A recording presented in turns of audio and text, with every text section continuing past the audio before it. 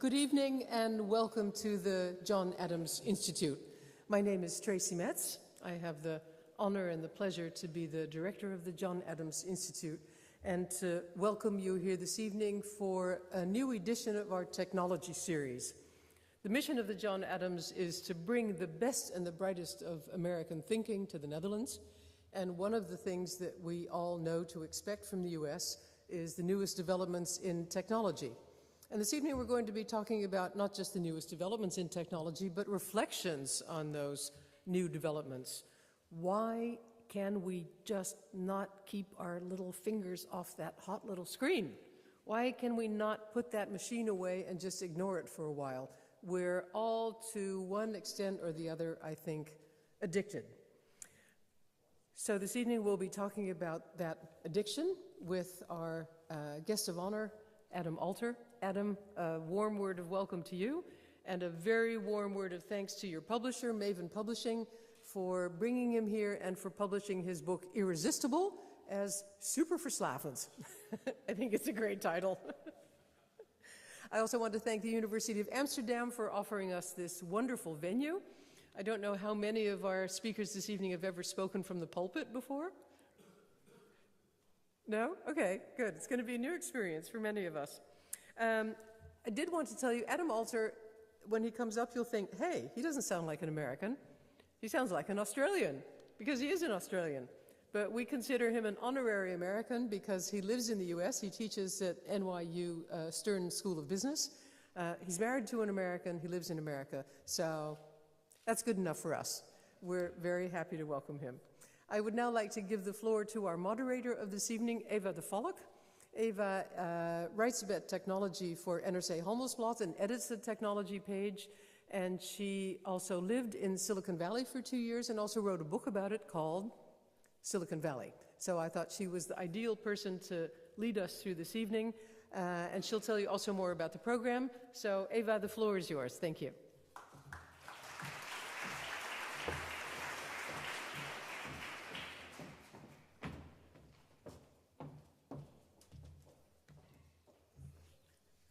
Hi all, thank you Tracy, and thank you John Adams Institute for letting me host this evening tonight.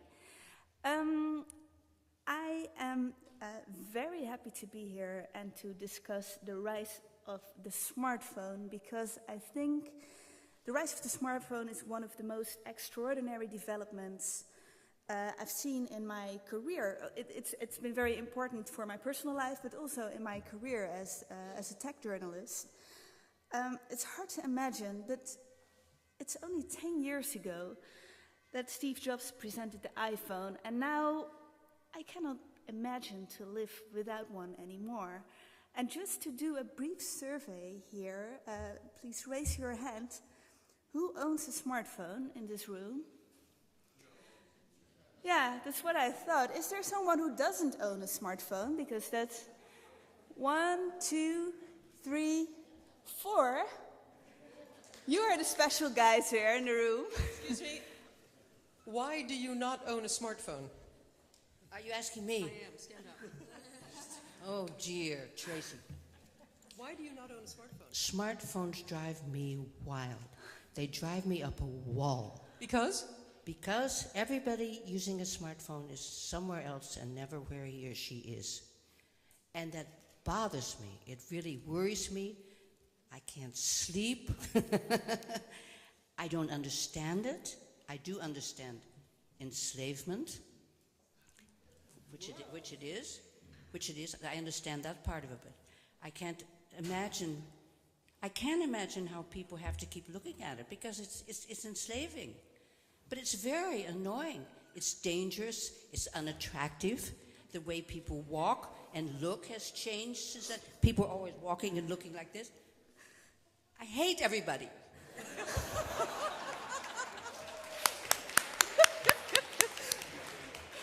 We have declarations of love, but I guess this was a declaration of hate. Eva, do you want to hear anybody else from the audience about their... Maybe. I thought this was a very, very interesting remark. Thank you. So you don't have a hard smartphone either? No. Why not? Because I've I join the woman before me in declaring my likeness of not being available all the time.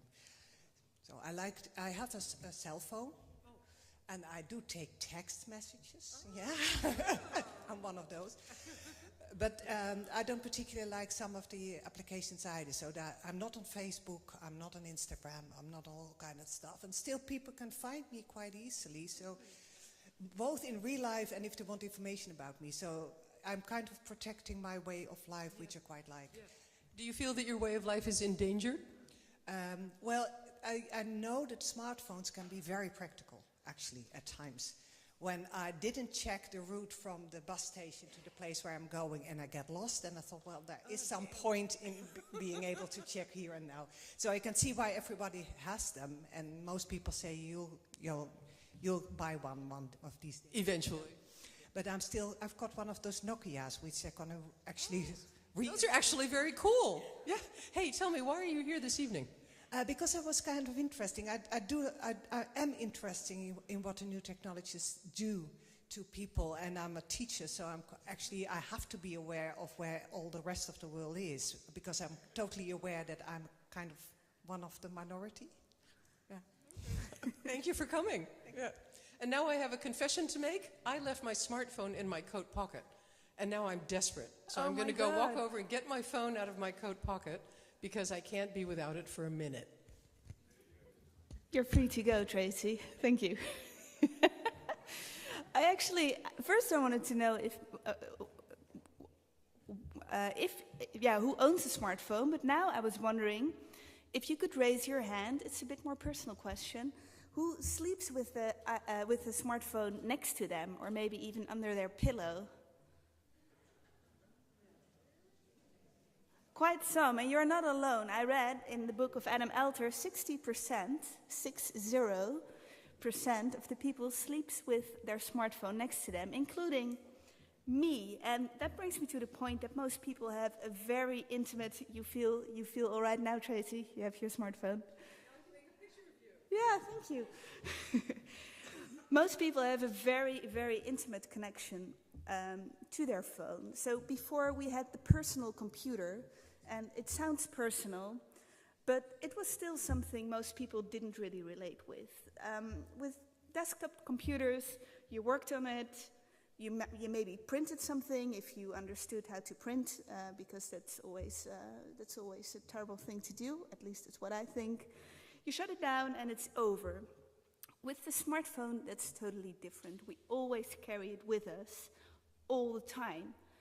And it's so much more than just a phone. It integrates everything. It is a fact-checking tool. So you just have a browser, and if someone says something and you don't know what it means, you can just easily see if it's correct or not.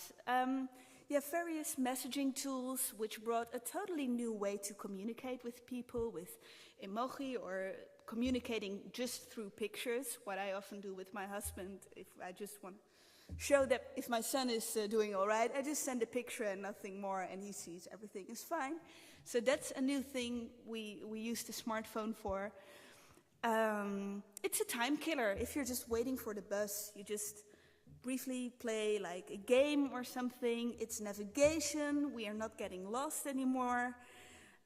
It enables online shopping. I order food through my phone. Of course, there's the camera, so just recording our lives all the time. That's something that came up with the smartphone. It touches on every aspect on our lives. And because of that, the smartphone also has become a symbol for the way technology is changing our life very rapidly. So it's a very, very interesting thing. And like I said, one of the most extraordinary developments I've seen in my career. In the last years, you see that people increasingly start to feel uncomfortable about their connection to their smartphone. And I can see that in the articles that are published in the technology section of NRC Handelsblad, which I edit. Articles with headlines like, I'm constantly looking on my smartphone, and how can I stop it? Or doing a digital detox, or I live with a smartphone for, I lived without my smartphone for a week, and this is what I learned. These articles are extremely popular, even after years. I mean, these articles have been published for the last couple of years, and still everybody wants to read these articles. Apparently, it's a very hard thing to do, to disconnect, and a lot of people struggle with it. And yeah, my take on it is that we are just desperate for reflection on this topic.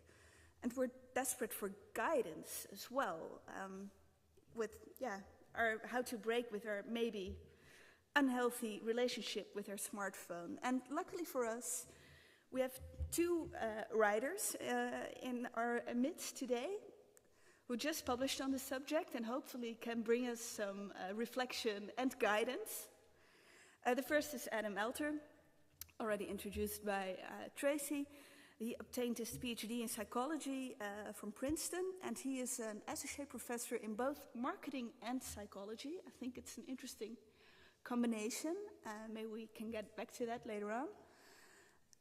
He's the author of Irresistible, just translated by Maven Publishing as Superverslavend, about the techniques tech companies use to make their products more attractive and also more addictive.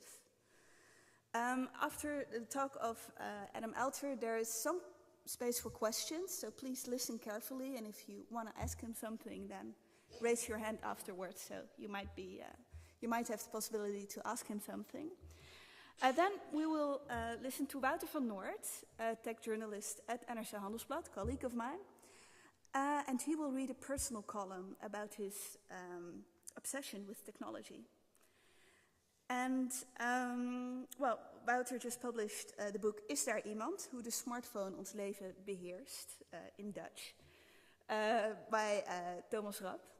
Afterwards, we will have a panel with Adam and Wouter, and also Jan-Willem Huisman. He's the creative director of the IJsfontein gaming company, and with Marleen Sticker. She's the founder of the creative lab Waag Society.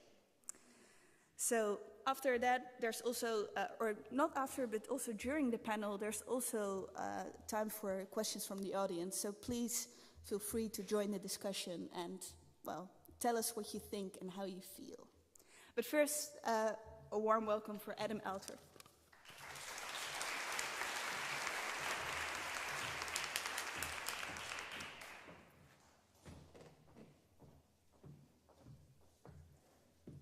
Good evening. Thank you so much for taking time out of your lives and for putting your phones down for a few minutes. I'm sure not all of you are doing that, but to those who are, thank you very much. To those who are still using your phones, I hope you'll take photos and post them online. And, there are occasional uses that are acceptable as far as I'm concerned. A very big thank you to John Adams for bringing me out here to the Institute. A big thank you to Maven as well for organising the event, and a big thank you to everyone who's come here and given me some of your time tonight. So I'm going to share some ideas from Irresistible, which obviously has been translated into Superverslavend. I do what I can. And I want to start by telling you how I became interested in this topic. This started a few years ago for me, and I discovered a game. So a lot of the way we came to adopt these phones in the way that Avo was talking about, I think is accidental. And for me, the accident that led me to want to write about the topic came in the form of an email from a friend. And the friend said to me, there's a game that's been created by a Vietnamese game developer named Dong Nguyen. This is Dong here. And the friend said to me, you should try this game. I think you'll really enjoy it. And there should have been a warning attached to the email saying you're going to lose hours and days of your life. And some of you may recognize the game. This may be a trigger effect. And so here's a trigger warning for you. Have any of you played this game? Can I get a show of hands? So not too, maybe 15, 20% of people. This is Flappy Bird. And Flappy Bird is a very simple game. Basically what you do is you try to fly the bird through obstacles, and when you tap on the screen, the bird flies up. And when you stop tapping, the bird flies down. It's very simple. If an alien were to come to Earth and watch people playing Flappy Bird, this is what it would look like. It's just like repeatedly tapping the screen over and over again. I played this game so much that at one point I flew from New York to LA, which is a 6-hour flight. And as we were taking off, I said to myself, I'm going to do a lot of work, and I'm going to take a rest, I'm going to have a nap, I'm going to eat some food. It's going to be a very productive flight. And then I opened Flappy Bird, and as we were taking off, I thought, just one game. You know, I don't like takeoff. This is going to be my way to get through the process. And I played for 6 hours. I played for 6 hours straight, and when we landed, the guy to my right tapped me and said, I've never seen one person do one thing over and over again. Because as far as he was concerned, he just saw this for 6 hours. Now, I was completely engrossed, and there's something fascinating about this game, and it's captured in the reactions that people had to Flappy Bird. And you can see this when you look online at the reviews they write about the game, the incredible ambivalence they have towards the game. They both love it and hate it. So here is one, just to give you a sense. This person, they give it a 5-star rating, which is a good thing. But the title of the review is The Death of Me. It's a strange thing to give something a 5-star rating when you've decided that it's effectively ended your life, according to this. And when you read the things this person says, you get a sense of why this is such a big deal. They say, Flappy Bird will be the death of me. Let me start by saying, do not download the game. And they go on to talk about how it's ruined their lives. People warned me, I didn't care, I went to the App Store, I downloaded it. That was my first mistake. I played it once and said, okay, just one more time. That one more time never ended. I don't sleep, I don't eat, I'm losing friends, all because of Flappy Bird. And 14 out of 15 people found this helpful. And you can imagine them sitting there and saying, that's true for me too. There were a lot of people who had this problem. So many that they started tweeting at Dong, saying to him, your game has ruined my life. So he did something really interesting. At its peak, this game was right at the top of the App Store rankings in the United States. And Dong, who is an indie game developer, never expected to earn much money, but it turned out that the advertisers started flocking to Flappy Bird, and at one point he was earning about $500,000 a week in ad revenue. So he was doing very well, but he had a conscience. He felt so bad about what was going on that he tweeted this. I'm sorry, Flappy Bird users, 22 hours from now, I will take Flappy Bird down. I cannot take this anymore. He felt bad about the way his game was interrupting the lives of the people who were playing it. So, of course, people just decided that since he had done so well, there must be some reason, like maybe the law had caught up with him. Maybe the fact that he'd used so many elements from Super Mario Brothers meant that Nintendo clamped down. So they said to him, what's the problem? And he said, it's not legal, I just can't keep it anymore. And he actually wrote some columns later on explaining that it was really just that he felt guilty. And the last thing he said was, I also don't sell Flappy Bird, please don't ask. And he had to write that tweet because people started tweeting saying, surely you've got a copy on the side that you can keep for me, you know? That basically, it was as though he had taken the drug off the market that so many people were craving. It was a fascinating reaction to his decision. So people applauded him because he was taking this issue so seriously, but you almost never saw this kind of reaction. So I found this fascinating, and I wondered, is this something that occurs elsewhere as well? Are there other places where we might see similar things? And I started looking at what the experts, the people who create tech products, were saying about their products, and I found something fascinating. So here's Steve Jobs introducing the iPad in 2010. And when he got on stage, he talked about the virtues, the many virtues of the iPad. And there are many virtues. I think it's a miraculous device. He said, what this device does is extraordinary. It offers the best way to browse the web, way better than a laptop and a smartphone. It's an incredible experience. Now, if you remember, people made fun of the iPad. They said it was just a larger version of the iPhone, but you couldn't make phone calls on it. So it was a less portable version of the iPhone. He was right, because it's one of Apple's biggest successes in the last 20 years. So it's been a very successful product. But what's really interesting about this is not what he was saying publicly, because of course you're going to talk about the virtues of the product. What's really interesting is what came next. So a little while later, Nick Bilton, a journalist who focused on tech for the New York Times, visited Steve Jobs at his home, and he spent the day with the Jobs family, just talking to them, interacting with them, trying to get a sense of the way they lived their lives. And at the end of the day, he had one throwaway question. It wasn't even the focus of his interview. And he said to Jobs, so your kids must love the iPad. What a softball question to ask the guy who gets up and says this is the greatest device in the world. Of course his response is going to be yes. And this is what Jobs said. They haven't used it. We limit how much technology our kids use at home. And Bilton found this so fascinating, he started writing columns about it. And he started finding that this was not an isolated thing, that a lot of tech experts would get up publicly and talk about the virtues of their products. But privately, they wouldn't let their kids near the same products, and sometimes they themselves refused to use them, which I found absolutely fascinating. Here's an example of that. This is a school called the Waldorf School of the Peninsula. They don't allow tech in their schools until 8th grade. This one happens to be in Silicon Valley, in the Bay Area, very nearby Silicon Valley. And the really fascinating thing about this school is that 75% of the kids who go here are the children of Silicon Valley tech execs. So these tech execs are sending their kids to a school where tech doesn't exist for them until the 8th grade. It's a fascinating decision when so many private schools introduce tech early on because they want to make sure that kids are up on the latest technology. And yet this is the school that all these execs are sending their kids to. It suggests something strange is going on. And just to give you a sense of the scope of the problem, just a couple of statistics and little pieces of background info. I ran this brief survey to get a sense of just how attached people are to their phones. And it's a very simple survey. What you do is you say to people, imagine you have a choice. It's not a very nice choice, but this is the situation. You have a choice between breaking your smartphone or breaking a bone in your hand.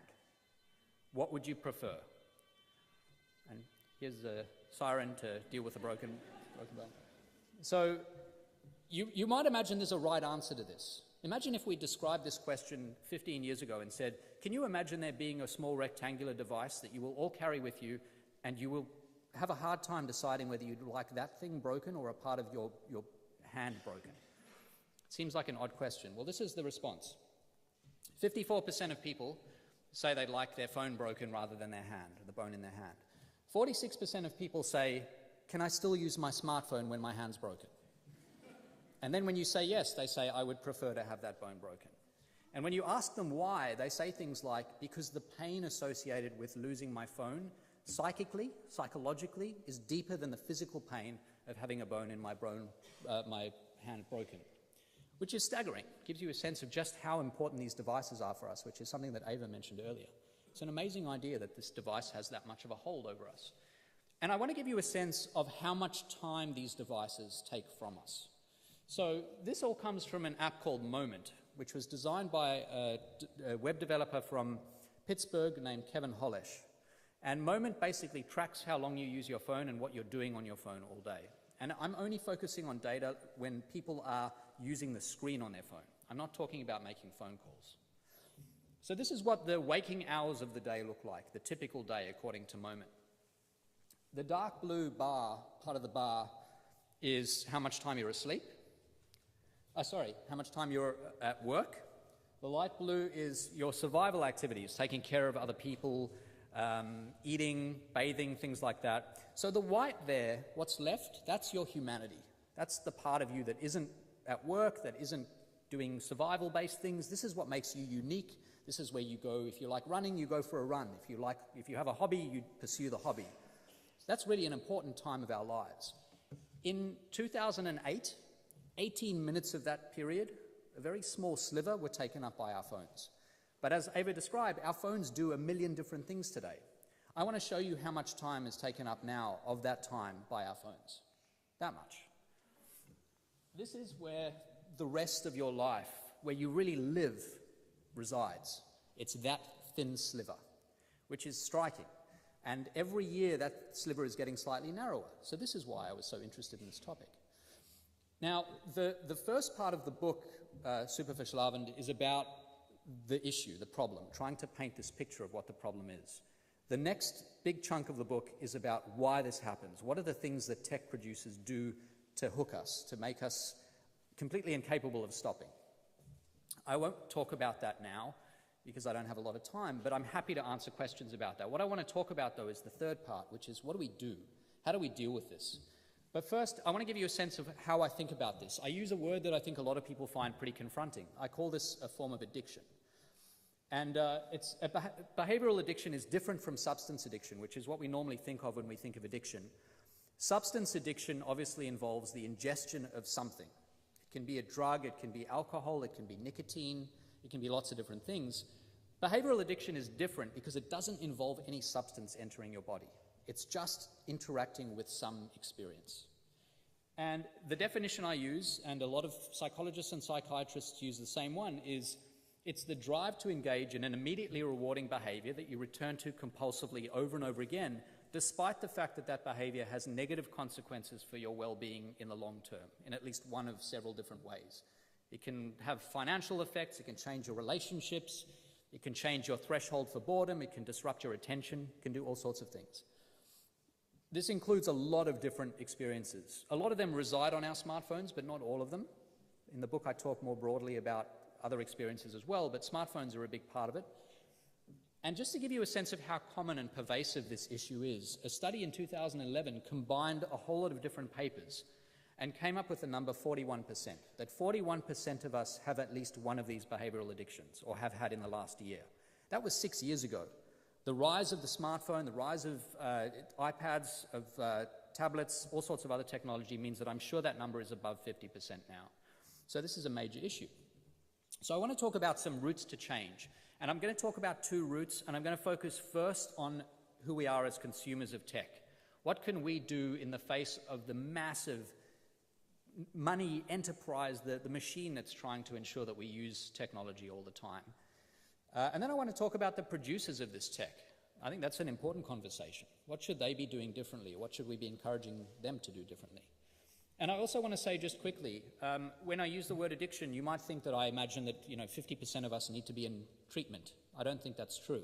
I don't think addiction has to be a medical issue. It can be a cultural issue, and in this case, that's exactly what it is. It's really a fact that exists for us because of the way we live our lives, because of the way our lives are constructed. If we change those structural factors, we don't need medication, we don't need therapy, we just need to live our lives differently. So the consumer side changes.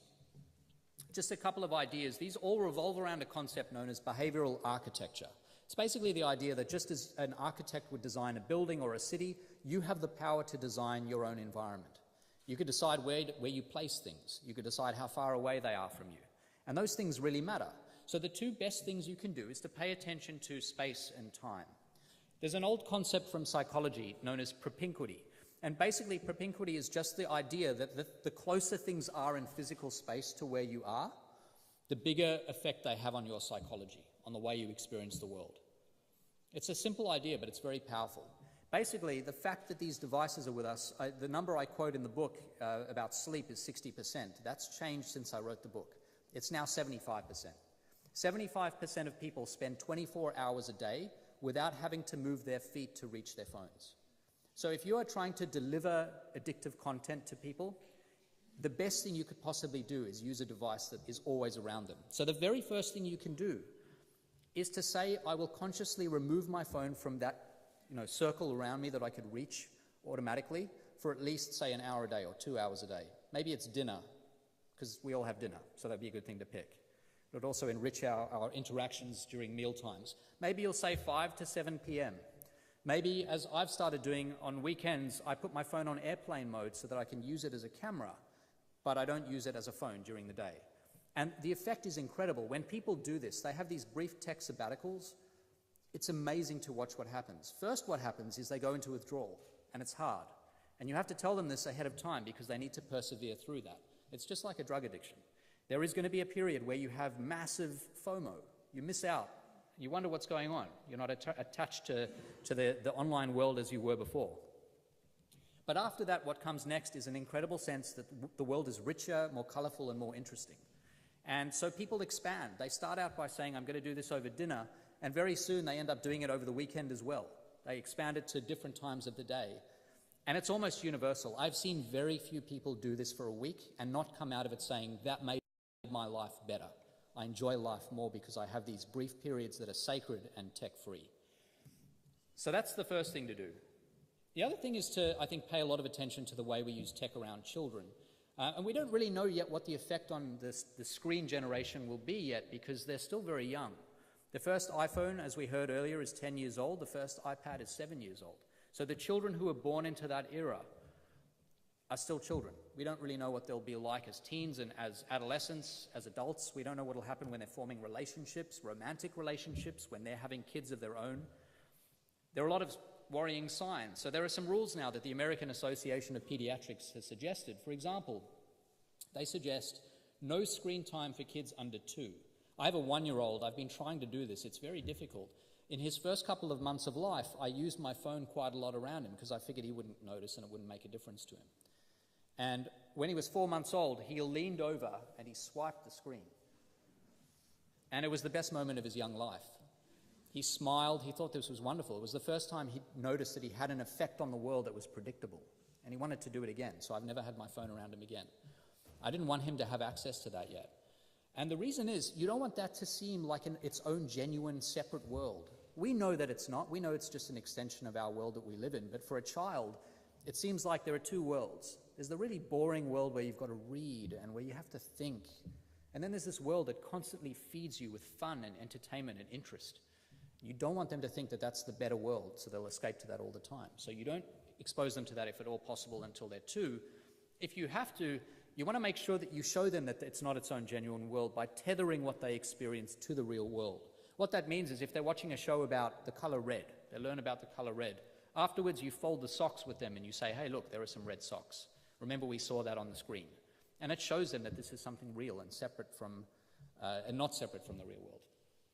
After that, people say, for a few years, an hour a day roughly of programming is okay, and that it should be a particular kind of high-quality programming, which basically means slow programming. It's really important that the speed at which they interact with the device is not too high. And the reason for that is something that I've noticed in New York City in particular. New York, as far as I'm concerned, is the most fast-paced place in the world, at least that I've been to. When I first moved there, I found that it was so fast-paced that I was just struggling to catch up. I'd be exhausted at the end of the day. But what happens over time is you develop a new equilibrium that matches the most high-speed experience that you're exposed to. So now when I travel to other places, it takes me some time to come down from that pace. Everywhere else feels a bit slow. If you think about children, if you expose them to things that are fast, like an episode of SpongeBob, that is the pace that they will demand all the time from life. It's the most interesting, the most fascinating, the most fast-moving, the most engaging. They won't want to read, they won't want to talk, they won't want to engage in conversation, they won't want to do anything that takes time and effort. So start them off with slower experiences and you can build up from there. That's the idea. And then the last thing, which is really important, no screens an hour before bedtime. And that's because screens release a kind of light, a bluish-white light, that tells us that it's effectively daytime. Our bodies imagine that we've just walked out into the sunlight, so we get jet-lagged. And so that's really important. Some other things we can do, we can defang unavoidable tech, the tech that most of us, or at least we heard 4 people still have these forms of tech in their lives, but those forms of tech that a lot of us find we can't do without, there are ways to improve our interactions with that tech. The first thing we can do is to remove this, I don't know, let's see if we can hear the sound. For a certain set of you in this room, you just had a dopamine rush and now you really want to check your phones. You're really curious about whether you got a text message or an email. For me, that's my email sound. And like Pavlov's dog, you will not, until you check your phone, rest. So take that cue and turn it off. Take the notifications on your phone and switch all of them off. And the reason you're doing that is because you wouldn't go up to a person in the world and say, hey, every time you want me or need me, just let me know. I'll let you walk around with me everywhere. And when you want me to pay attention to you, just tap me on the shoulder. You wouldn't do that to a person, but that's what you're doing to the phone. You're giving it that level of power by allowing it to tell you when it's time to pay attention to it. So those are good things to do. The other thing you can do is, I often check the time on my phone, and when I do that, whatever's on the first screen, I just can't help myself. It's magnetic. I'll look at it and I'll say, oh, I wonder what's on Twitter, and I wonder what's on Facebook. And so suddenly checking the time on the phone becomes an hour-long activity. So the best thing you can do is to bury those apps that are a trigger for you right at the back of the phone. Make sure that they're in the folder on the 4th page so that you have to search for them to get them. You're not being triggered every time you go and check the phone. And here's a thing that I really like. It's a smart idea. It's a plugin for Facebook. It's called the demetricator, and it basically removes all the metrics, all the numbers from Facebook, because one of the things that causes us to return over and over again on all sorts of platforms is watching the count of likes, shares, and comments escalate. So here we have 10 likes, 3 shares, and 7 comments. Here's what the demetricator does. The numbers are gone, and there's a lot of evidence that people use their phones a lot less. The fangs of the hooks have been blunted, and it's a very effective thing to do. So a few ideas from the producer side. Those are things we can do as consumers. Here are some things that producers, I think, could do differently. One thing is to change the culture around email, especially. So here's an example from a company. This is a design studio, and they've tethered the desks in the studio to the ceiling. So at the end of the day, at 6 p.m., it doesn't matter what you're doing. You could be in the middle of sending an email. At 6 p.m., the desk will rise to the ceiling and it turns into a yoga studio. You have no choice. You're going to be doing yoga regardless of whether you want to be doing yoga. You can't send that email anymore. It's a very effective thing to do. There are other companies that do other things that I think are really, really smart. There are companies, a couple of companies in Germany in particular, when you go on vacation, if you email a person who's on vacation, you'll get a message saying, thank you for your email. This person's on vacation. We have deleted your email. They will never see your email. If you like, you can send it to this other person who's not on vacation. Or you can email this person after they're back from vacation at this address. And the thing that does that's kind of miraculous is it means that the person who's on vacation can check their email 100 times, but their inbox will look identical the entire vacation to how it looked the day they went away on vacation, the day the vacation began. And when you talk to people who work, they say, I will never ever go on another vacation, truly, because I'm constantly tethered to email. So that relieves that particular issue. Here's another idea. I feel a little uncomfortable about this one, but I think it's an interesting starting point that we could at least think about it. In the US, we have these things called 100 calorie packs. I don't know if you have them here. I imagine probably not. 100 calorie packs are small packages of food that you pay a lot of money for. As a consumer, they don't make a lot of sense. If consumers were rational, we would buy in bulk to the extent that we could store the food. In New York, that's an issue, so that's a separate point. But if we could store the food, you'd buy a bigger pack and you'd take 100 calories at a time, and then, you know, it's cheaper and you eat the right amount of food. The problem is we all know we have self-control issues. So what you're doing when you buy a 100 calorie pack is you're paying a lot of money because you're outsourcing your self-control. You're telling the company to exert self-control on your behalf because you know you don't have that self-control yourself. You could imagine a version of this in the tech world. You could imagine Facebook, for example, saying, we know that you all struggle to stop using Facebook. We acknowledge that now, which hasn't happened yet, but imagine they did.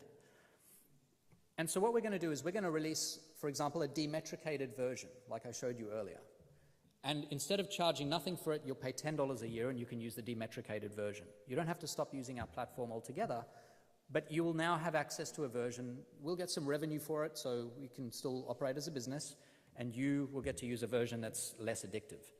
I'm squeamish about it because I think if there's a better product that is better for people, then companies should just release that with goodwill, but that's not how the world works. So it's an interesting, at least, first step.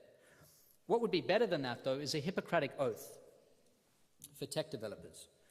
And this idea comes from a former tech expert from Google, a product developer named Tristan Harris. And he talks about this idea that we need a Hippocratic oath in tech just as we do in medicine. So doctors should, above all, do no harm. And he says that tech developers should also start from the first point of doing no harm to the people who will use their products. If you're about to release a product that 1 billion people will use, the first question is, what are the worst things that could happen when I release this? That's not a question that anyone is asking today. I think it's a very worthwhile question. So just to end, I want to say this is actually from some work that I did before this book on an earlier book. And it's the idea that I think the biggest single thing that undoes what tech is doing to us is to spend time in a natural environment. That may sound really woolly and touchy-feely and not very scientific, but I guarantee you it's grounded in very hard science. It's an area of research known as attention restoration therapy. Spending time in a natural environment, watching leaves, wind through the leaves, watching a moving water is restorative of attention. It makes you a happier person. It makes you a much healthier person. There's a lot of good evidence for this. And I think what we could all try to do that would really benefit us is to try to spend at least a part of every day where what our eyes are telling us is not tethered to a particular time and place. Most of the time when you're looking out into the world, you can tell that it's 2017. There will be things around you, screens, phones, that tell you what year it is. But if you can spend time in an environment at least every day where you can't do that, where you're looking out at the ocean or a stream or a tree or talking to someone face to face, if we could make a little bit of everyday timeless, I think we'd all be a lot better off. Thank you very much.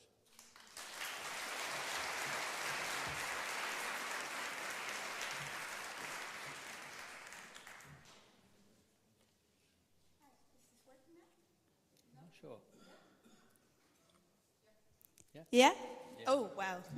Now it is. Thank you, Adam, for your talk.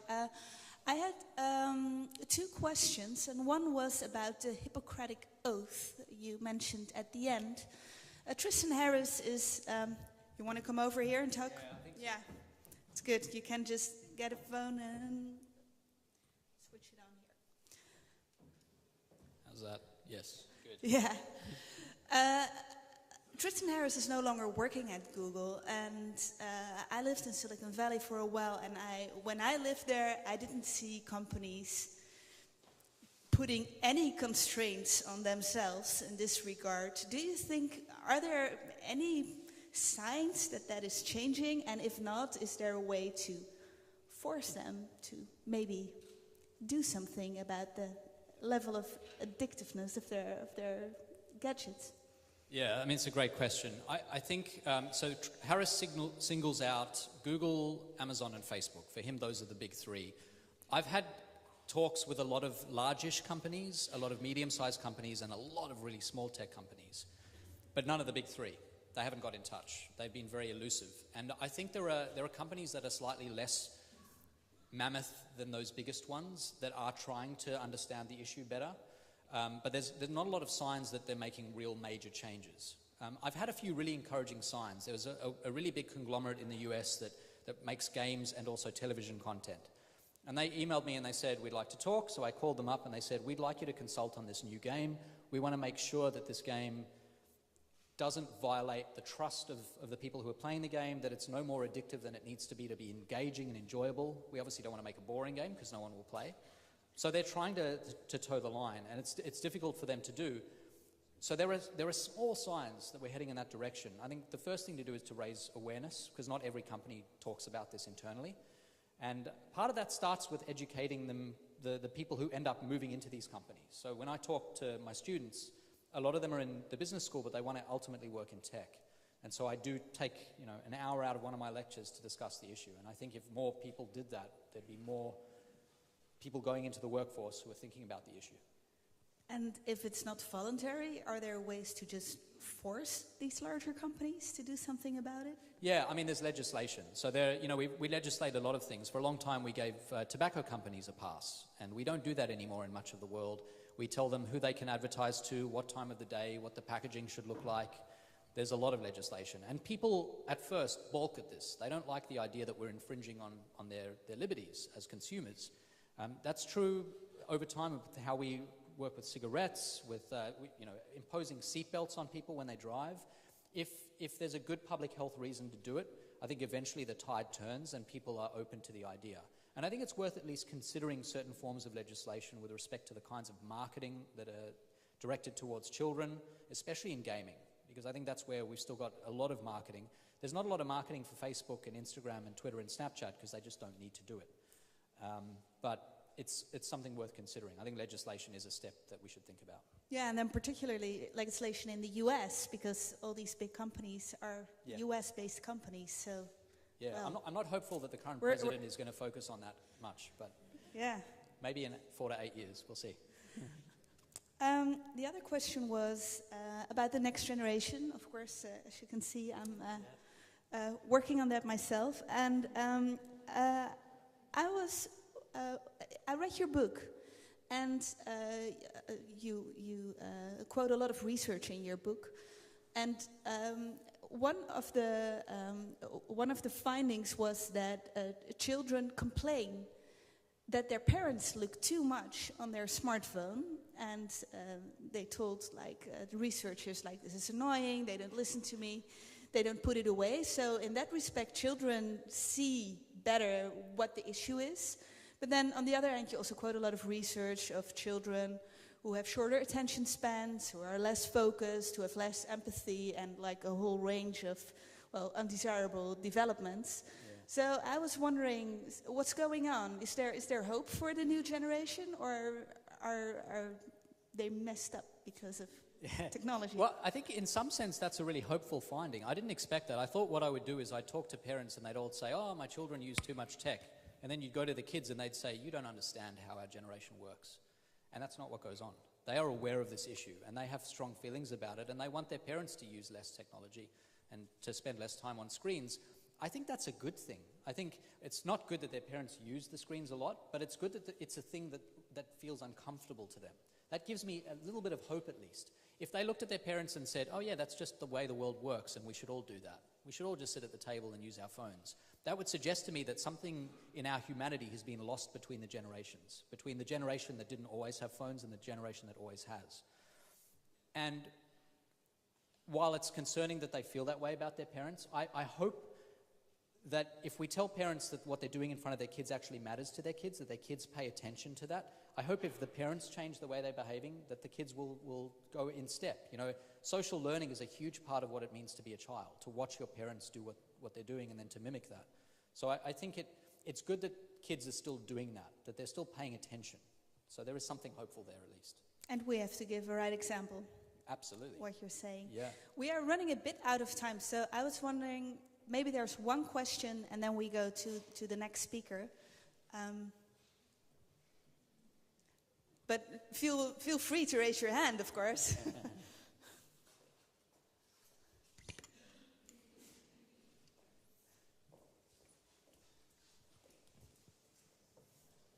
Hi. How much do you know about the educational programs in the US? Because I think that for the younger generation, it's probably really important to educate them well, because the screens are already there, and probably they might be better at using it because they grow up with it better than us. I mean, yeah, Less addicted? yeah, maybe because they learn how to deal with it. Because it's normal. Yeah. Yeah, it's a good question. So, you know, the biggest concern among teachers, I work with a company called Donors Choose. They're a non-profit, and what they do is they raise money for public school teachers who want things that they can't afford, things like screens. And in fact, the iPad is the single most requested thing that these teachers ask for. And when they say to them, why do you want an iPad for your students? They say, because I'm worried that they'll be left behind, that they won't know how to interact with the iPad and then they'll be behind. I can tell you that when my son was 4 months old, he already knew how to use the phone. It's a very simple thing to use, and I think the iPad is the same way. So the concern about kids not having the ability to master the technology because they're not exposed to it, I don't think is a major concern. What you're suggesting is an interesting idea, that perhaps because they're exposed to it younger, they'll have an ability to master it, and therefore they'll be able to stop when they need to stop. They'll say, I know how to use this. Unlike my parents, I know when to stop. There is no, I wish there were. There is no evidence for that whatsoever. No, these kids are, first of all, they have fewer self-control resources, and they are just as susceptible, if not more than their parents, to technology. And so the early evidence is that the rates of addiction in kids are higher than among adults. So I think it's unlikely that they'll have strategies that allow them to avoid these addictions, because really they tap into very basic human ways of thinking and being in the world. And so unfortunately, I don't think there's evidence of that. Do we have time for one more question, Eva? Actually not. Oh. Sorry.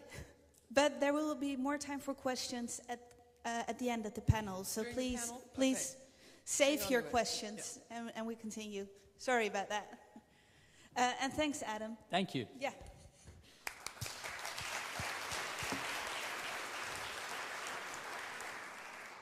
And I'd like to ask Wouter to read his column on his issues with addiction and technology. Big issues with addiction and technology, I'm afraid. Thank you very much, Adam, for your interesting talk and your very interesting book. I read it with great interest. If anything, it shows how technology companies are getting ever better at hacking our self-conscience. But it also raises a couple of important questions, among which, so what? Why should we care about these companies doing that? Isn't it just a new technological development like any other? Isn't it just the unstoppable force of innovation of the future? The world is changing around us, and remember that even when writing was invented, Plato complained that that made people forgetful because they didn't have to tell each other stories anymore. Please come up with something new. Don't be a Luddite, you hear many times. But that's an unfair argument, I guess. It doesn't work like that. There's a couple of big reasons why this revolution, the smartphone revolution, is actually markedly different from previous waves of technological change. First is the speed at which this is taking place. I mean, it's been mentioned before, 10 years ago the iPhone was launched, and look what that did to our economy. These are the world's most valuable companies. They used to be oil companies, financials. Now it's basically the companies that are best at hacking our self-conscious, and even in way larger numbers than the financials and the oil companies used to be. The second, the monopolistic power that these companies have is immense and is changing the world around us in ways that we've never seen before. And second, look around us, how pervasive this is, how much of this is changing us. We wake up with it, we go to bed with it. And that's why I wrote my book. Is there iemand? Not yet translated in English, I'm afraid. It would be translated, I think it'd be called Anybody There. It's really about this problem and about how we are interacting with technologies, how this is changing us, and I also explore some options for change and how we can counter the negative sides to it. The guy on the cover, I have to admit that it's me. I'm one of those guys that is way too addicted and too obsessed with his phone. I actually installed the app Adam mentioned Moment. At my worst days, I reach 5 hours of device time. When I don't have my phone around me, I get anxious. When my battery dies on my commute home, I get nervous beyond normal. And this scene at the cover of my book was actually when I thought of writing my book, when both me and my girlfriend were mindlessly swiping away our evenings instead of actually having conversations. Even while having said it to each other, put that thing down, and still we found it very difficult to do so. So what did I do for my book? I'm a journalist with NRC, so I interviewed a bunch of people, world-class economists, world-class technologists. I traveled the world. I went to Silicon Valley, to South Korea, to Kenya, to explore how people there are engaging with their technologies, and also to speak to the companies actually devising these technologies. One of the key things that I found, and that's rooted in pretty sturdy research that's been carried out by top universities in the world, being replicated at other universities, I tried to sift through the vast amounts of pretty crappy research, to be honest, about this topic. It's a pretty new topic. It's very influenced by PR and companies that have clear influence on research. So I tried to stick to the really good peer-reviewed top university replicated stuff. The basic question and the basic findings that I found was that this abundance in connections might actually be disconnecting us in several ways. And I think 3 ways are especially important. It disconnects us from ourselves, it can disconnect us from each other, and ultimately, I'm afraid it also disconnects us from some fundamental values like autonomy and freedom. Let me see. How does it disconnect us from ourselves? Well, these devices are very effective at hacking our concentration, our focus. And by multitasking, you lose the ability to learn. Actually, multitasking doesn't exist. There's vast evidence that by switching tasks, you lose mental capacity, and you lose the capacity to concentrate at the task at hand. In fact, if you do an IQ test while multitasking, it will cost you 15 IQ points, which is similar to the same effect of smoking weed. So it disconnects us from our focus. And what is focus? Focus is really important to learn new things, to be focused on each other, to be able to understand the world around you. So by hacking our focus, these things are actually disconnecting us from one of our most fundamental human traits and human capacities, namely to be focused. How does it disconnect us from each other? Well, in several different ways. Empathy has already been mentioned. I won't go into detail in that. I do so in my book. But you can see how these girls are interacting with their devices instead of the girls around us. It also disconnects us from each other in a different way. This is Piñata, very similar to the one I came across while visiting Facebook. At the Facebook offices, which are vast, I mean, Facebook is way past the stage of a cute little startup It houses more than 15,000 employees. It's one of the richest companies in the world. And at these offices, I've found this piñata. To be made into a piñata isn't a compliment. You have to smash it with a stick to get candy out of it. And what does that show? That the company that is most effective at capturing our attention, the company that is most effective at luring us back all the time to their products. I mean, we spend on average 15 minutes of time every day on Facebook, and that's a figure that is true for the 1.7 billion people that are on Facebook worldwide. So go figure what that is for the worst users. But what does that show? Of course, it doesn't show that Facebook is anti-Trump entirely, but it does show that the company that holds so much of our time and so much of our attention is not politically neutral, does have its own biases, and these algorithms that control our time on these devices are made by those people. Actually, shortly after visiting Facebook, the company ran into trouble with Congress because they actually removed pro-Trump content from its news feed. It also removes us from each other in a different way.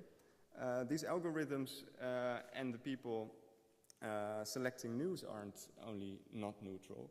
Also, the way that we put together our own social network is also not neutral. There's vast evidence that what happens on social media, we surround ourselves with people that are like-minded, filter bubbles, echo chambers. This disconnects us. It goes way too far to point to Trump's election and say Facebook did so. It goes way too far to say all the polarization in the world concerning IS, or look at Dutch political discussions around Zwarte Piet or the refugee crisis. These conflicts have polarized considerably over the last years, and at least it's been parallel to the rise of social media and the potential filter bubbles and echo chambers that come from that. And the fundamental values, freedom and autonomy, that might sound like too big words for a device so small. This is another place I visited. This is actually in the city that Adam lives in New York City. This is Hudson Yards. Hudson Yards is the biggest development currently under development in New York City. And what's Hudson Yards? Hudson Yards is the first quantified community in the world. It's a community in which they put sensors in every building. They put sensors in every road, in every street. They collect data from smartphones, from social media, to track inhabitants' behavior. And they do so to make policies. If they see from your data that you run a high risk of getting obese, the local government will actually nudge you towards a local gym. It really goes that far. Let me see. And this is not the only smart city. I mean, Amsterdam itself is pursuing a smart city strategy. Singapore is pursuing a smart nation strategy. We are using the data that is collected through these devices by the tricks that these companies have to have us on these devices long enough. We use them to formulate policies. We use them to enact political policies. Actually, in the United States, there's an experiment with using these types of data in court to aid the judges in their motivation. It goes far, and what can we do about this? I looked into that also. Adam also described going back into nature, digital detox, right? There's a whole trend now, a whole industry around digital detox, around devices that lock your phone away from you, that lock your phone into a safe when you're out on your yoga mat and your meditation space. I do not think that is the most healthy way to counter this trend. Digital detox suggests that phones are a toxin, that they are something to put away at all costs. But they're very useful, right? I mean, I wouldn't go without one. I wouldn't want to go without one. So I think the digital detox is not the answer. I think a more realistic approach is looking at it like a diet, like it's sugar. You cannot go without sugar. You wouldn't want to go without sugar. But it's not a very wise thing to eat candy all day long, just like it's not very wise to play Candy Crush all day long. And I mean, the irony is also that how do you do this diet? Maybe apps can actually help you with that. An app like Moment, quantifying your time, being more aware of how you spend time on that device. And that's one of the tricks that I use to get less obsessed by my device. It's still work in progress, of course. But it's, I think, very important to collectively figure out ways to get less attached to these phones and how to learn how to use them wisely instead of so unhealthily that Adam describes. So that would be my closing remark, is let's figure out ways to take back control of our time and also take back control of the connections that really matter to us. Thank you.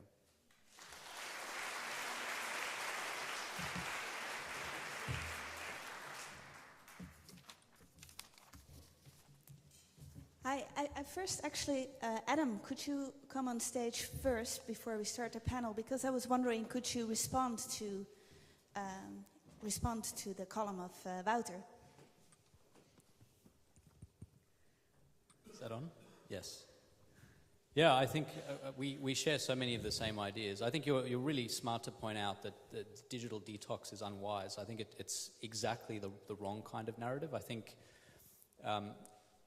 there's a tendency to think that when people, as we've heard a couple of times tonight, when we raise issues, when we're concerned about new technologies, that it's just another case of saying that, this is the new TV or the new pinball machine. And digital detox seems to carry that narrative through. I think it's really smart to point out how different this is from things that have come before.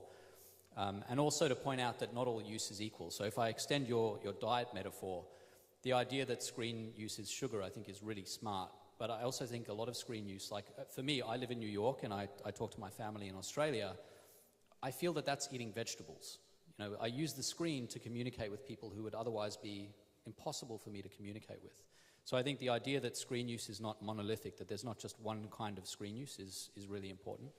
And that we strive not just to decrease the number of minutes, but also to change the nature of the use that we have, I think is a really, really useful idea. And that's another thing about Moment that's useful, that it breaks down what you're using for how long.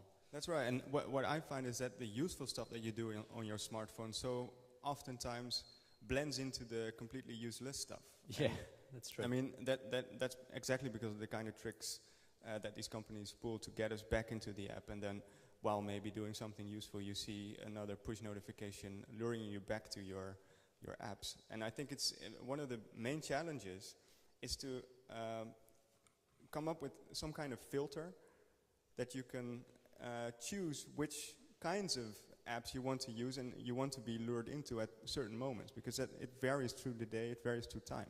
Yeah, and of course there are programs now where you can change how much you use each thing during the day. You can say 15 minutes of Facebook is all I will accept, and then it'll lock me out of the app. But that's not the same thing as saying when I'm checking the time, I'm not allowed to use Facebook. And that I think would be really useful, something that actually keeps you on the straight and narrow as you are trying to use utility apps rather than straying into social media territory. I think it would be really useful to have something like that. Yeah. Thanks. I think this is exactly the reason why it is so hard for people to stop, because it's such a complex thing to stop with. And I'm actually very surprised myself that there are so little good filters like you are just describing. You would think that there's a huge market for that, but somehow I'm not aware of them yet. The market to do the exact opposite is a lot bigger. So. That's true. I'd like to ask Marleen Sticker and Jan-Willem Huisman on the stage to join the panel. Maybe, I'm sitting down here, so maybe you can just all sit down. Yeah, sure. So just to introduce the people here, Wouter and Adam have already been introduced. Here's Jan-Willem Huisman, and he's the creative director of IJsfontein, gaming company.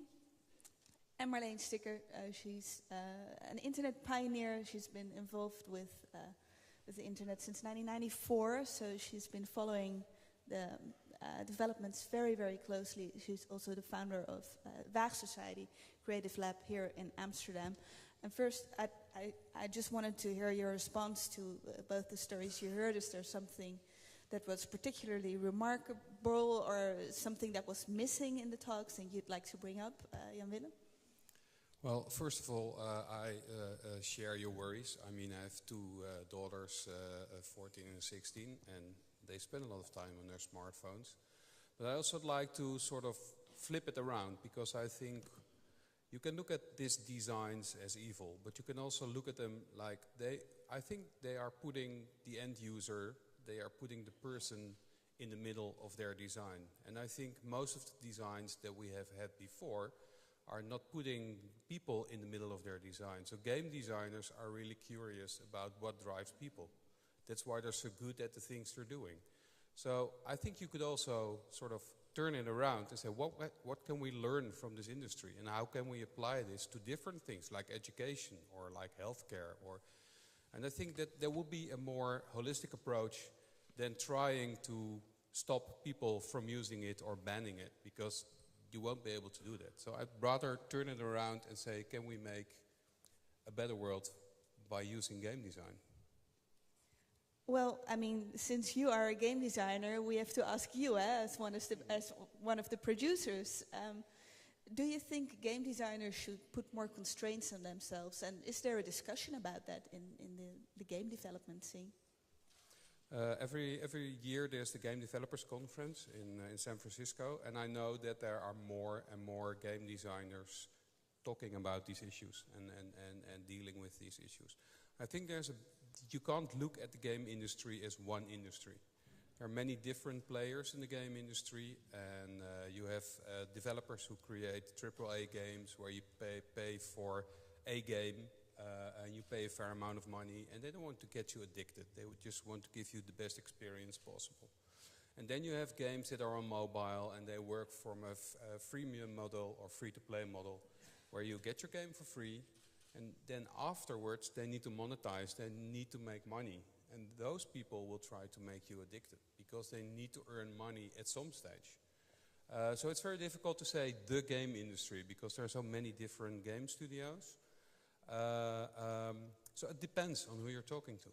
And then if you look at the more problematic type of games, like the free games that will suck you in and like you play forever, should there be constraints on that? Do you say like these games shouldn't exist, or do you say, well, there's a market for it, so that's just the way it works, and if people just buy it, then, well, that's their fault? Yeah, I think what happened in the game industry that they are sort of, the game industry really grew from boys making games for boys and learning to what boys like to play, and they really got very good at something that they couldn't imagine. And then, like say 10 years ago, they brought in psychology into game design because they wanted to develop games for girls, because they couldn't. So then they brought in the psychology, and I think what has happened is that they devised such smart methodologies that it sort of exploded in their own hands. And I think I'm convinced that the industry will come to sense. We're past the stage of developers being naive, I think. No, I agree. But also, if you look at the amount of games that people put on their mobile phone, it's declining rapidly. So when we first got our mobile phones, we would put on anything that we could find. It's like a little boy in a candy shop putting on games and games and more and more and more. Now you typically see that people only have 2 or 3 games on their phone, and they'll play it for a while. And so people are more conscious on what games are bringing to them. And there's another thing. IJsseltijn, we started like 20 years ago, and in those days there was the whole discussion with television. And you guys were saying there's a big difference, but then it was all about television. People sitting behind television for 6 hours a day, and everybody's going like, "Wow, that's impossible." And now everybody is sitting behind his smartphone for 6 hours a day. But you didn't take your TV with you to bed. I agree on that. But if I look at your graph where you said you have so much spare time, this time was filled by television. And television is not a social thing. I mean, some people say, "Oh, you're watching with your family, it makes it social." But that's not really the case. So saying that the mobile device is making people sort of, is a new way of making people asocial, if you look at the picture with the girls, you were saying, look what they're doing, but they're having a lot of fun together. I mean, they're not just sitting. I think together alone. No. That's a very They were appropriate sitting title like by this, a and we're having nice fun. book Look about what I've got here. And this is social interaction. So I agree that there is an issue, but I think we should be careful in really turning this into the new big evil, because that's not the solution. Let me respond to that. I think there are important differences between TV and mobile, apart from the fact that the mobile goes with you everywhere. A mobile phone is changing at an incredible rate, and the content that you're consuming is evolving and becoming weaponized every minute, because there is so much data that you can decide, hey, this mission is not engaging, let's give everyone this one, and then let's tweak that one and make that one more engaging. So the version that arrives in your lap is the one that's the 20th iteration. It's maximally difficult to resist. TV is still basically what it was in 1950, 1960. Maybe it's in color now, but it's essentially the same medium and the same people behind it. There aren't hundreds of people trying to weaponize it for your benefit or your detriment. I think there are some important differences, although your point's well taken. I think there are a lot of things that are common to screens today that were true of screens of 20 years ago, TVs, but I don't think they're identical. I think there are some important differences. Marleen, I'd like to hear your take. Maybe something that you missed in the discussion so far? Well,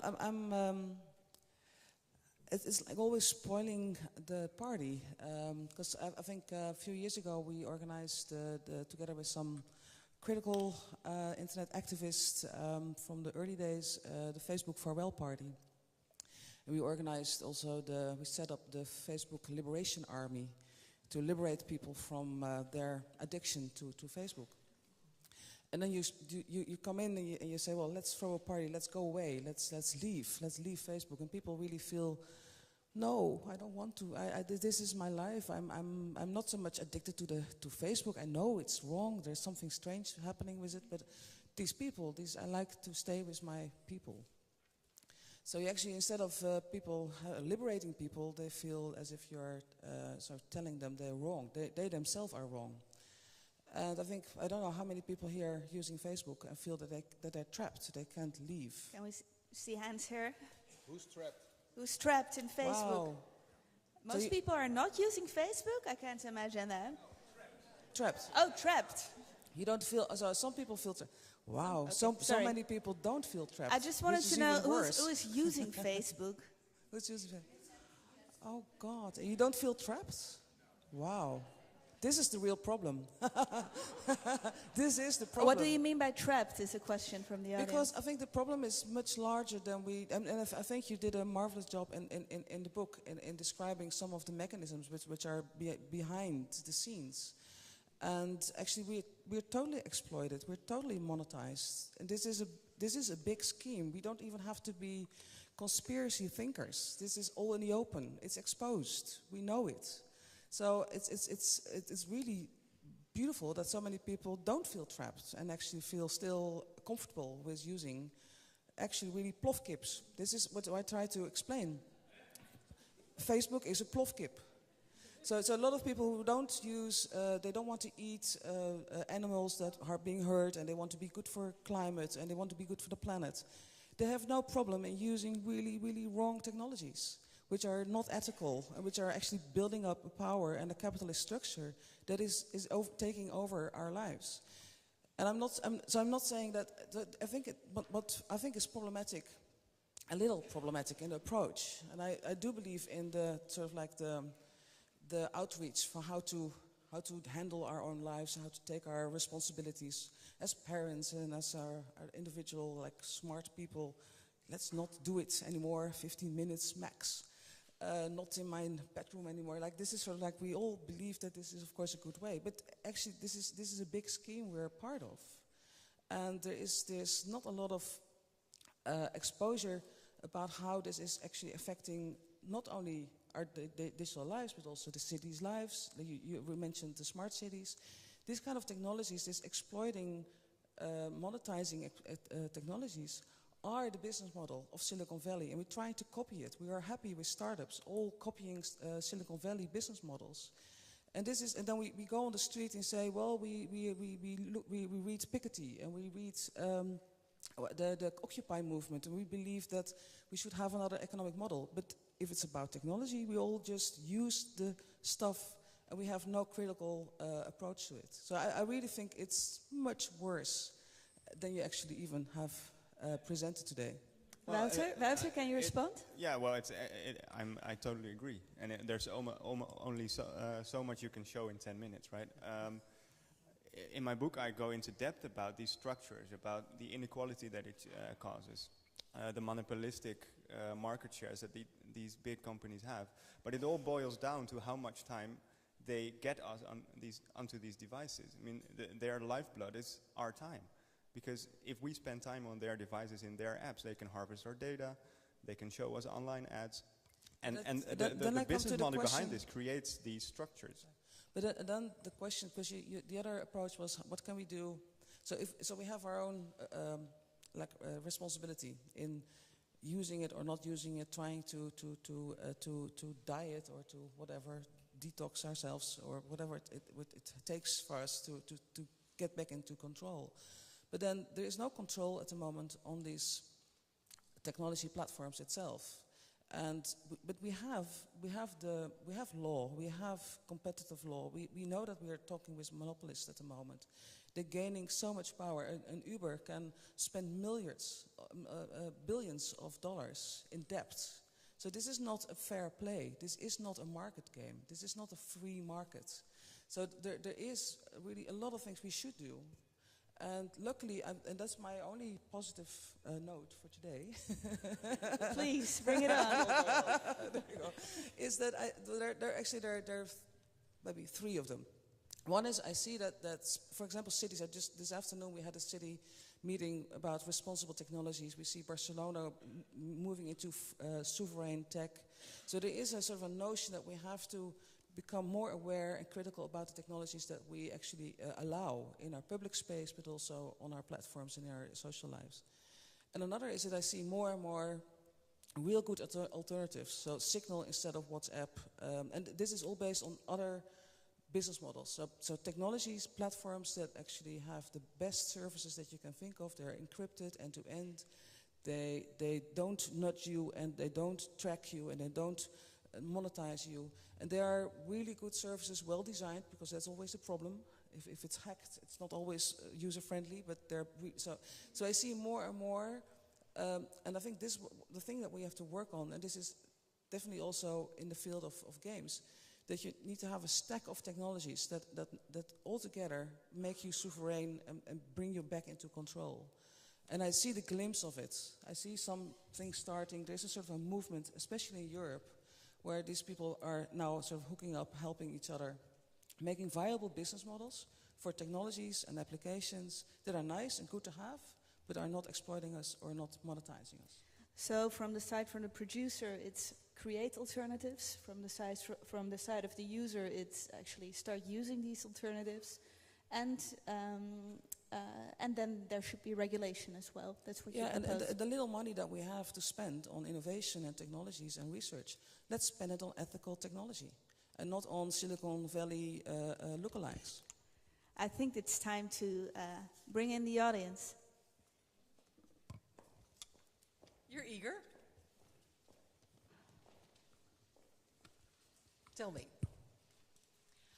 Thanks so much for your insights. It's very interesting. I've been researching people's relationships with their mobile phones for the last 6 years as part of a PhD program. And a few things. I liked most the comments from the gentleman from the gaming design company. I'm sorry, I can't remember your name. Jan Willem Huisman. Right. You can call me John. That I think we should pay attention to new forms of sociality that are developing. And I think people have become quite nostalgic about how we see traditional social life, how we see ways of connecting, that I think new ways of connecting are developing and emerging in our relationships and our entanglements with technology. And we should pay more attention to that. With or without the smartphone? Yeah, it's an interesting question, and I take cognizance of this idea of a Facebook diet, for example. I myself am into a 4-week Facebook diet, and it's going well. Did you have a headache in the beginning? Yeah, it was tough, but actually one thing I couldn't break was my attachment to WhatsApp. And to your point about reaching out to family in Australia, it's a place that my own family have a WhatsApp group where we connect with each other. And in my own research, I research WhatsApp chat groups in neighborhoods. I've noticed that people find a sense of security in WhatsApp groups, that they find a sense of comfort. Whether we find that wrong or right or how we feel about that is a separate issue. But people have genuine feelings that it's a new type of lived sociality. And I think that's worth noting as well. Do you have a question? No, it was simply a comment, and I thank you for your insights. Okay. Marlene would like to comment on your comment. Yeah. Well, I think it has been said. I think you said it as an answer to Wouter. Is that it's not that technology in itself is wrong, or using the phone to connect with your family. I mean, why should that be wrong? It is the monetizing of our attention and our lives by certain companies, which is not, so that's what it takes. So it's not that we should not use our phone. I'm not here a Luddite saying that technology is wrong. It is the business models behind the technology that we should be really careful about. So it is. So I like the idea that we have to discriminate. We have to be critical in the sense that we define. And you said it as well with games. There are games which are really delightful and really nice to play, and there are ones that are really hurtful and very much more heroin. So we also, if we talk about in the Netherlands, we say, well, a little soft drugs, no problem, but be aware with heroin, because that's, or crack. Don't use crack. Well, that kind of sort of we have to learn and we need to create a language to tell what kind of stuff is wrong and or really really dangerous stuff, and also keep it far away. Maybe even if necessary, we even forbid that kind of addictive technologies. But I'm not saying that a WhatsApp group is in itself wrong. Why should it be? Hello. Hi. Adam, so you think that that it will get better for like the younger generation, like my generation, 15 years old, something like that, will get better in the future? In what sense? Better in what sense? Well, like social media, just like the phone, like people reaching out to their phone. It's like active, like social. Yeah, so I worry. It's the lady who commented before you said that people are becoming nostalgic for the way of communicating that they were using before. That nostalgia, this is the last generation that will have that nostalgia, I think, because that way of communicating is not available in the same way. If you're born into the screen generation, then you will have access to these screens from a young age, and there's nothing to be nostalgic for. So I'm not sure that I'm hugely optimistic at this stage. I think we need to do something. We need to intervene in the world for that to be the case, for the people who are 15, people who are your age today, to have a better experience in the world in 10, 15 years. Something has to change, because the direction that we're heading in now, I think, is concerning. It's why I wrote the book and why I think a lot of people are writing about these issues. All of us here are talking about this because I think we feel this is a crisis point. We're at the bottom of a very steep, long hill. Virtual reality, augmented reality, AI, a lot of things are happening soon, and some of them are already happening, but they're accelerating. Are you worried or are you optimistic? Well, I'm kind of worried because like kids in my class, they're like go crazy if they can't find their phone for 30 minutes. They start screaming, just like, where is my phone? Yeah. I can't live without it. Yeah. It's like, the girl was sent out of the class and then like... I don't allow phones in my classroom for that reason. But what I would love to see, but I'm not sure if it's happening on your school, because I know your school, unfortunately. If you go for informatics school, I was there to see they were presenting their class, and it's really old school IT. With a website, we learn you to make a website. There's no so they don't connect it. Critical thinking with computational thinking with creativity. So I think your generation should build a new internet. You should be able to learn how to make the stuff instead of being a good consumer. And I think you all have it in you, but schools don't really provide that knowledge, not enough. So we set up this maker education movement together with people from schools, from also tech background, from creative background, the maker movement. And this is really a tiny, so like a step towards really become more a maker instead of a consumer. And at the moment that you, and also to demystify technology, because at the moment it's being presented as something very difficult. The coders, wow, they're so marvelous people. These are the new gods. So we're creating a new language that we don't understand. And we had the whole Enlightenment to understand that God was not speaking in strange languages, so we could sort of have our own religious experience without believing in a God outside of us. And now we created a new God. We created technology as a new God, and the coders as the prophets of them, a sort of new Latin that we don't understand. We really have to demystify it and in becoming more sovereign and getting to really get it into our hands again. There's a new question here from the others. Hi, good evening. I have one question. Most things you talk about, it's about the mental part or the education, or my question is more, if you go for the physical part, what the mobile phones can do, like parts in traffic, a lot of bikers, especially tourists on their bike, who are not used to driving here. I see them driving with their phone in their hand, trying to find their destination, and they get hit by, I don't know, maybe tram, bus, whatever. It's always really close. How are the innovations in this particular part are going on mobile phones? Do you guys have an answer for me? So the question basically is, how do you protect people from themselves? Yeah, part of it, but also when you go to like health problems, when people have problem with sleeping because they use the phone too much before they sleep, or even people hold the telephone all day long and they get trouble with their fingers, even those kind of things I heard. So what is the question exactly? How's the innovation going about the physical side of it instead of the mental side? Well, I think the physical side of the mobile phone is only just really one part of the technology. And what you see lately is the development of artificial intelligence and personal assistants like Siri, which provide very similar services, but outside of the phone, outside of the screen. So actually, on an optimistic note, some technologies might be able to solve the trouble that the previous technologies create, to some extent.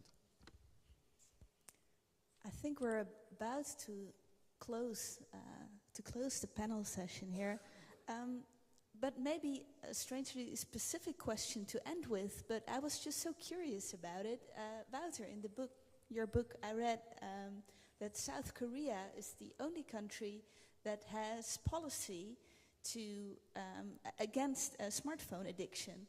And you didn't elaborate on that. And I was wondering, maybe we can learn something from them. Is it interesting what they're doing? I think South Korea is not the most interesting example of a country, okay, because the policies are very spread out. What I think is a way more interesting example, and I think that touches on a lot of topics we talked about tonight, is how Denmark does this. Denmark, since this year, has a tech ambassador, like they have ambassadors to other countries. This is a quote from one of their government officials saying that their bilateral relationships with Google and Facebook are now more important than their bilateral relationship with Greece. And by handling it in this way, you enter into a conversation. You might be able to set some boundaries on the intransparency of algorithms. You set boundaries on data collection. And you at least have a conversation about what values you find important.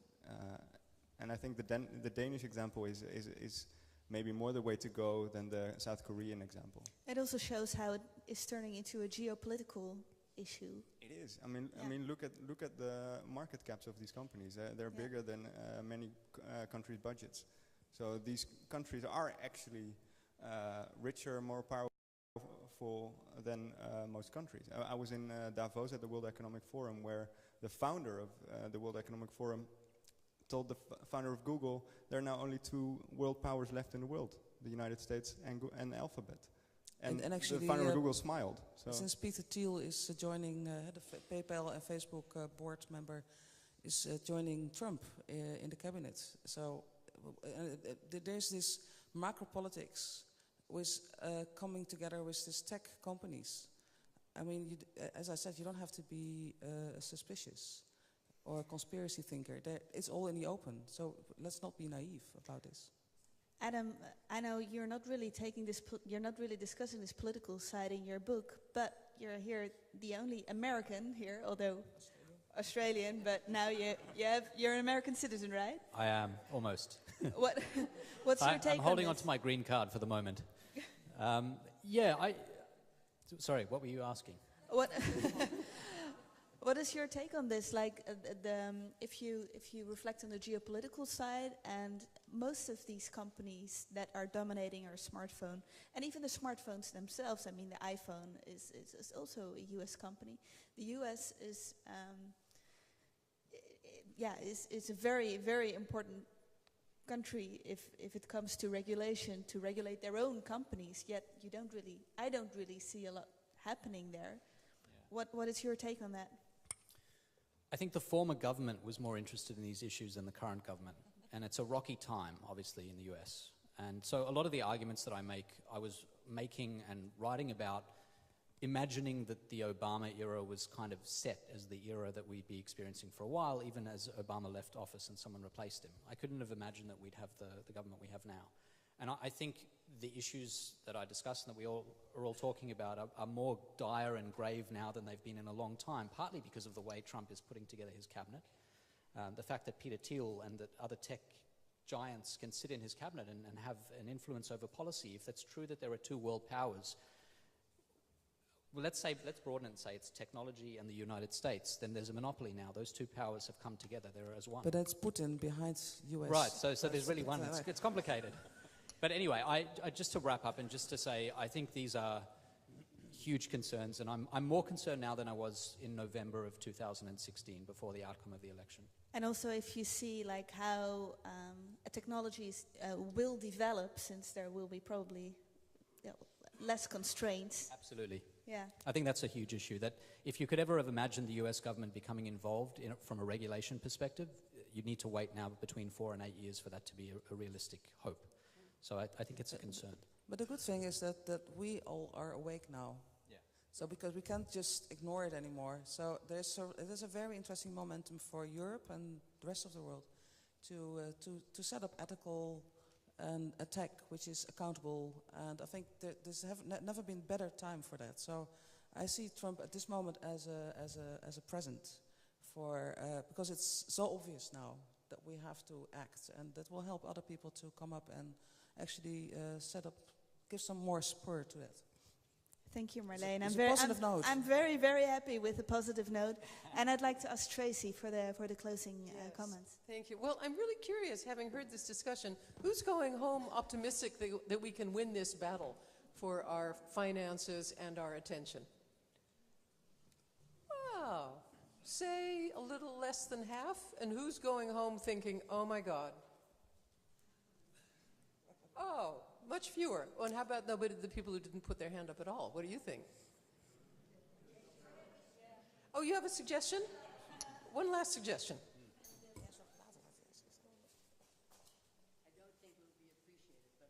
I don't think it'll be appreciated, but She doesn't think it'll be appreciated. And it is? just don't buy a smartphone. Okay. If only everything in life were that easy. Well, It would have been much easier to write that book. I should have spoken to you earlier. It's a good title. other than, in contrast to what Nike says, just do it, just don't do it. Very stimulating, thought-provoking. What a wonderful evening. Thank you all. Adam Alter, Wouter van Noort, Jan-Willem Huisman, Marleen Sterker, and of course our moderator, Eva de Valk. Thank you all for joining us. Thank you, Maven Publishing, again, for bringing this author to us. Adam will be signing his book. Where will he be signing? Here on stage? Just around the corner? Oh, at the book stand. Okay. And I wanted to draw your attention to 2 upcoming events. On May 1st, we will be reflecting on the first 100 days of President Trump. We'll be doing that with 3 speakers. One is Thomas Frank, a political scientist and the author of the book Listen Liberals, who was one of the first people to slap the Democrats up the side of the face for not paying attention to what was changing in America. Really looking forward to that. He will be seconded by Will Englund, who was the chief of the Moscow bureau of the Washington Post for several years, and has written a book about the 100th anniversary of the Soviet Revolution, and will be reflecting on the role of Moscow in the American elections. And we will also be joined for a lighter note by Greg Grab Them by the Pony Shapiro. Looking forward to that one too. And on May 16th, we will have as our guest Lauren Greenfield, a wonderful photographer and filmmaker. She made the movie, which I hope many of you have seen, and if you haven't, do before she comes, called Like a Girl. Does it ring a bell? It was an ad for Always, and it was also played at the Super Bowl. And she talked to a lot of girls about what it meant to be described as doing something like a girl. So she said, what does it mean to throw a ball like a girl? And how do you throw a ball? Well, and that she really delves deep into gender issues and into consumerism. And she's here to talk about her newest book, Generation Wealth. And I'm reading it. I'll be the moderator that evening. And I was flabbergasted what wealth does to a culture. It's going to be a really interesting evening. I would like to suggest that those of you who don't, sign up for our newsletter on our website and make sure to forward it to a friend who you think would also be interested in knowing about what we do.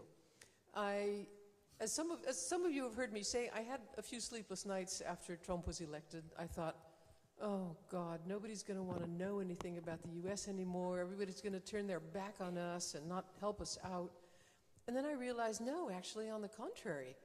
The interest in America is huge, and the interest in the best and the brightest of American thinking, which is our mission, such as, well, sort of, Adam Alter. Not best and brightest, but sort of American, is greater than ever. So I think John Adams is a pretty happening place, and I hope you do too, and I'll be really happy to see you back again soon. Thanks so much. Thank you, Adam.